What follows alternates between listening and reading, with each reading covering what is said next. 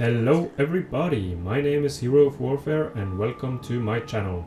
Today we're going to look at the Winds of Magic system because I've seen a lot of people are a little bit confused about how it works and like how to manipulate it properly. So that's what we're going to talk about today. Both the basics of the magic system, because it's very different from Warhammer 2 and Warhammer 1, but also how you can manipulate it further with certain items, maybe followers and faction effects, technologies, all that kinds of stuff. So let's jump right into it. First we have this bar right there, as you can see obviously, and you can see that's current 100, so it's a soft cap at 100. That means you can get from 20, which is the bottom, you can't get below 20, and you can get it up to 100. How can you increase it? Well, you have the channeling stance on most factions. It's on all factions on the base Warhammer 3 game races, but with Immortal Empires I've seen that some doesn't have this.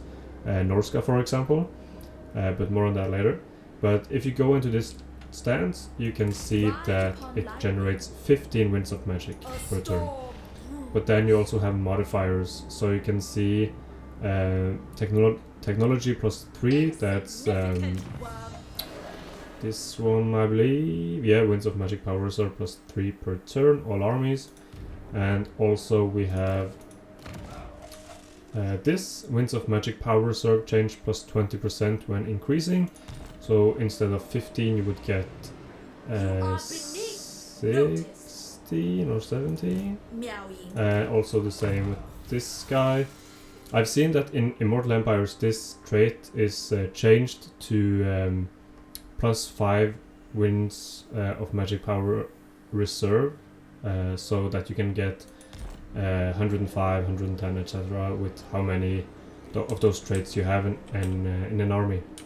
But also you have certain items or effects that can manipulate the Winds of Magic in the battle. For example, this arcane item right here, Staff of Wujing, hopefully I pronounced that correctly. Whoops, didn't mean to actually unequip it there. Where did it go? There you go. So as you can see, the power reserve, the power recharge plus 240%. Well, what does that do? That means that when you are in a battle and when you use this item, your Winds of Magic will generate at 2.4 times faster. So the base recharge is 1 Winds of Magic per 9 seconds, and this would then increase it to what, 2-3 seconds, something like that. Not sure if that math checks out, but yeah, it will definitely get faster. And reserves per second, that's what makes it able to get more than 100 Winds of Magic. So plus 0.30 extra reserves per second for 30 seconds, which you can see that duration is 30 seconds for this item. That means you will get an additional 9 Winds of Magic when you use this item. And that there are several items like this one or other ones, and traits or skills rather.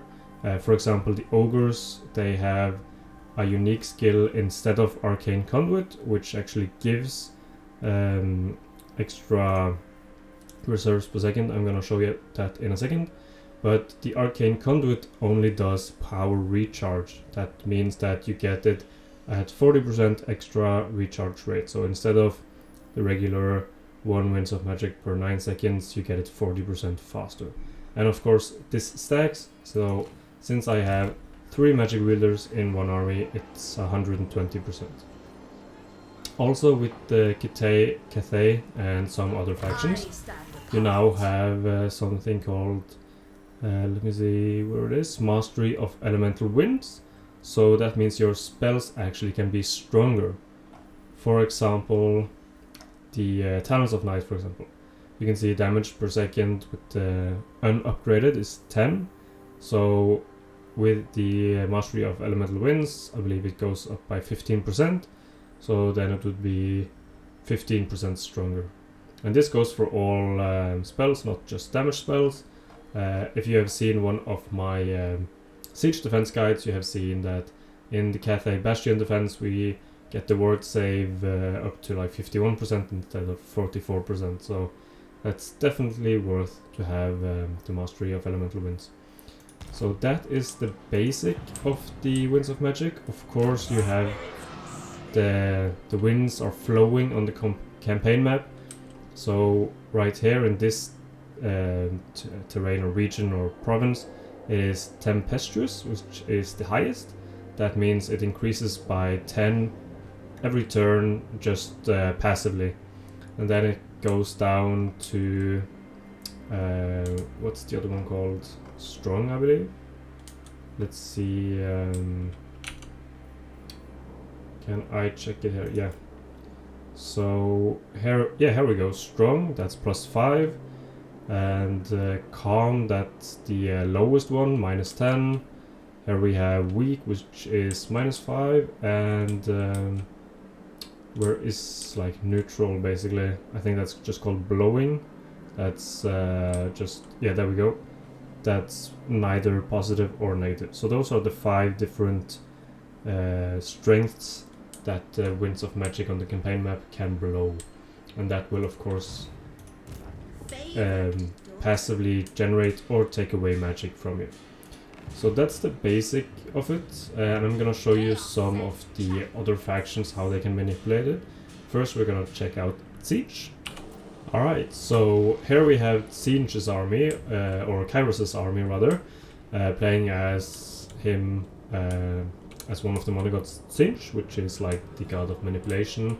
So therefore you obviously have ways to manipulate the winds of magic, and it's called winds of magic manipulation. Very on the nose. So if you have at least one settlement in a province, you can manipulate the winds of magic. You can take it down or you can bring it up, but you have to like bring it down here in order to bring it up here, for example. So you can't just have it increase in all regions everywhere all at once. But this can be very great, so that you always have maximum magic for your armies, or maybe minimum for your enemies. But wait, there's more! With some of the technologies here, you have the greater locus of change, which gives arcane mirth for blue and pink horrors. This gives extra 20% power recharge for all blue and pink horrors when they're out of melee. What does that mean? Well, for every unit of those, for every blue horror or pink horror, that means you will get an additional 20% power recharge. So if you have, let's say 19, because you can't have 20, you have to have a lord. But if you have 19, that's 380% power recharge rate for your winds of magic. So if you have 100 in your reserve pool, then that will come really quickly into your, let's call it the pool that you can use, right? Because you have, I'm gonna show you a battle now to demonstrate a little bit, because one thing is about, oops, there we go. One thing is the campaign map and how magic works there. Another is on the battlefield, which is kind of the whole point of magic, right? So here we go, 100 winds of magic, of course. That's the only way how to play with Kairos, right? And the reason my army is so tattered right now is because I come out of the realm of Slaanesh, where I have just auto-resolved everything. This is on legendary, in case you were wondering about that.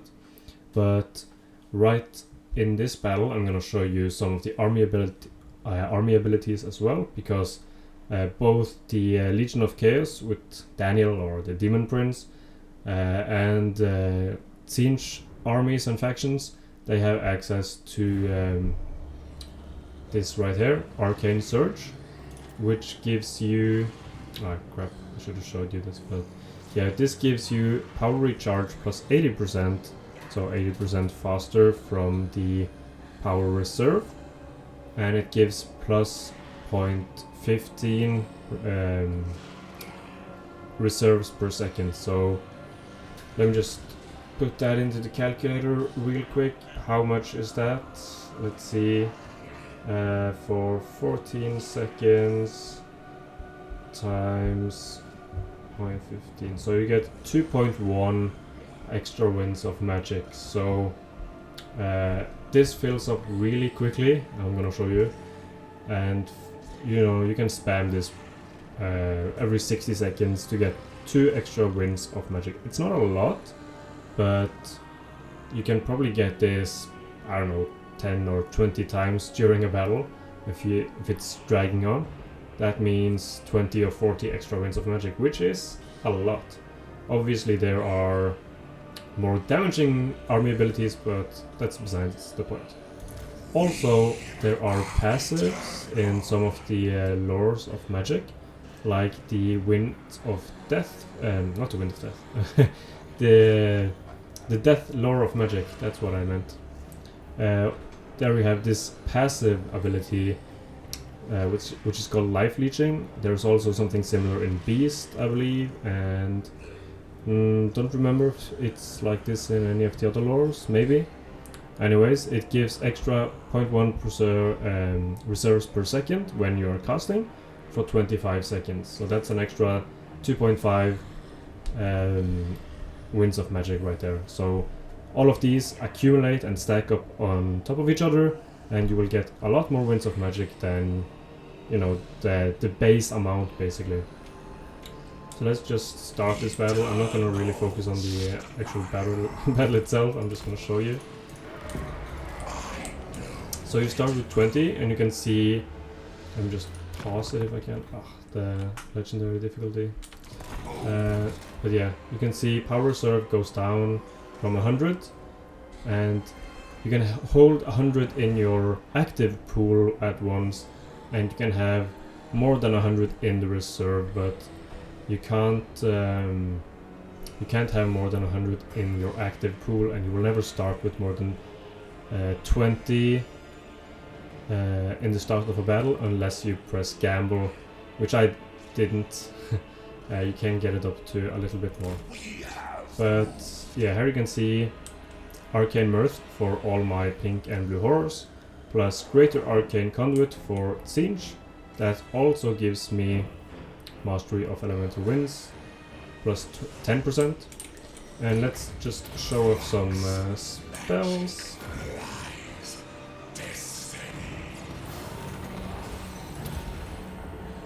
It also decreases cooldown by 10 seconds, that's just the lore of Tzeentch.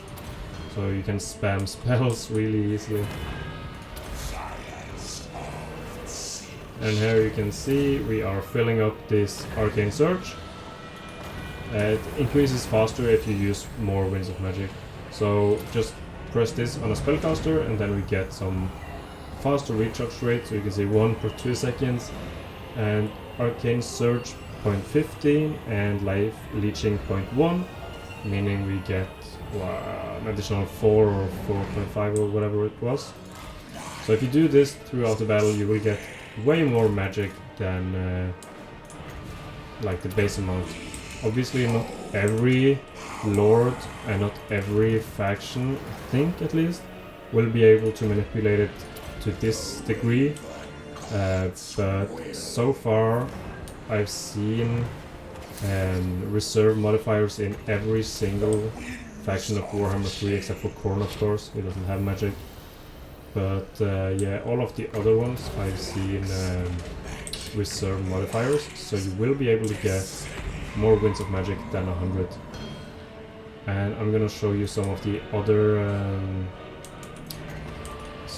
other factions. So I'm just gonna pause here and show you that. Alright, so here we are with Scragged Slaughter, and just have to correct myself because I said that all factions in Warhammer 3 has channeling stance. The ogres don't, apparently. Sorry about that, I had just forgotten. It's been a few weeks since I had played them.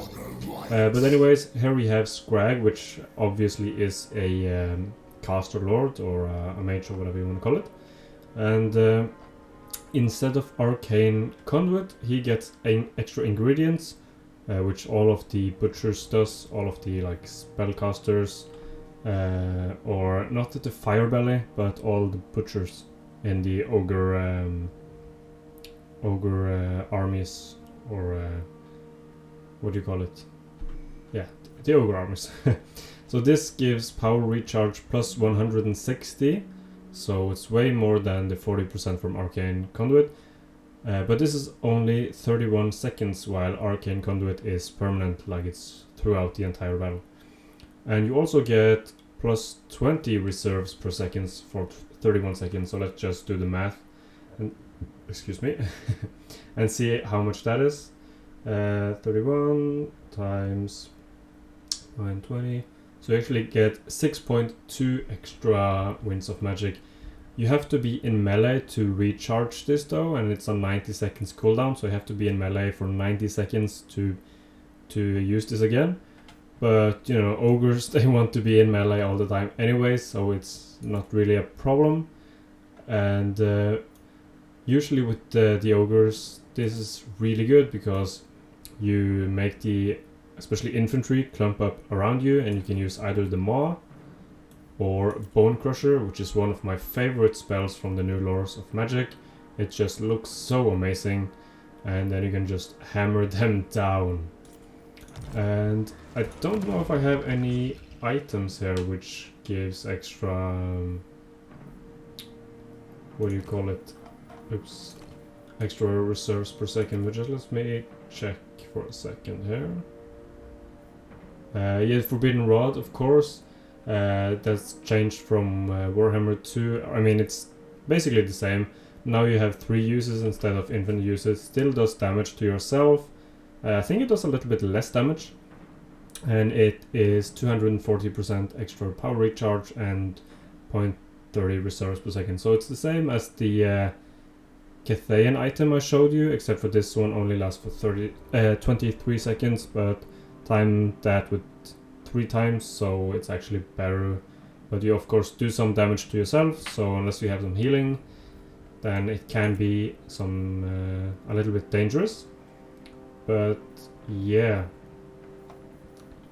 that is a pretty good item if you want some more Winds of Magic. Don't think I have any followers that gives extra Winds of Magic, but I believe there are some. I just can't remember where I have seen them. And there are certain ways to increase the Winds of Magic on the campaign map, especially with Tzeentch, like I showed you, but also some other factions can sometimes get a trait or a like a follower or something, where it's called chance to increase Winds of Magic,